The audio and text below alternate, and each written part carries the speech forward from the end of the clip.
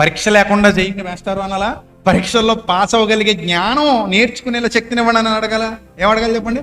Teacher గారితో మాట్లాడేటప్పుడు, teacher గారు బాగానే చదువుకుంటున్నాం కదండి, మరి పరీక్షలు పోవాలేటండి మాకు? ఇప్పుడు మానకుండా బడిలోకి వచ్చేస్తామండి.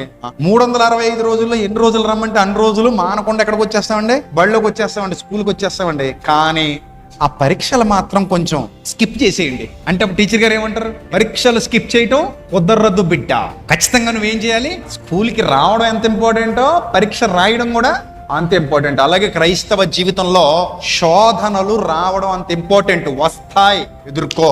ఏ రూపంలో అయినా రావచ్చు, ఏ రూపంలో అయినా రావచ్చు శోధన. ఆ శోధనను ఎదుర్కొనే మార్గాన్ని అన్వేషించు, తట్టుకొని నిలబడగలిగే ధైర్యాన్ని సంపాదించు, దానిని ఓడించగలిగే సామర్థ్యాన్ని సొంతం చేసుకో. ఇంతేనా, ఇంకేమైనా ఉందా అని అడగగలిగే స్థాయిలో నిలబడాలి. నువ్వు భయపడే కొలది నిన్ను అపవాది బెదిరిస్తానే ఉంటాడు. అపవాదికి బెదిరిపోకూడదు, అపవాదినే ఏం చేయాలి? ఎదిరించాలి. అది భక్తి జీవితం అంటే. అందుకే దేవుని వాక్యం చాలా స్పష్టంగా సెలవిచ్చింది. ఎన్ని శోధనలైనా, ఎన్ని వేదనలైనా, ఎన్ని కష్టాలైనా, ఎన్ని కన్నీళ్ళైనా సరే, ఎలాంటి శత్రువులు కాళ్ళ ముందు నిలబడినా సరే ధీటుగా ఎదుర్కో, ధైర్యంగా ఎదుర్కో, గట్టిగా సమాధానం చెప్పు. చెప్పుతో కొట్టినట్టు ఉండాలి. అపవాదికి నీ సమాధానం, దుష్టుడికి నీ సమాధానం. నువ్వు ధైర్యంగా నిలబడమే అక్కడి నీ సగం విజయం. మీరు బెదరకుండుట అన్నాడు, స్పష్టమైన సూచనట. సో మీరు బెదిరిపోవద్దు, కృంగిపోవద్దు. కృంగిపోయినా బెదిరిపోయినా ఓడిపోతారు.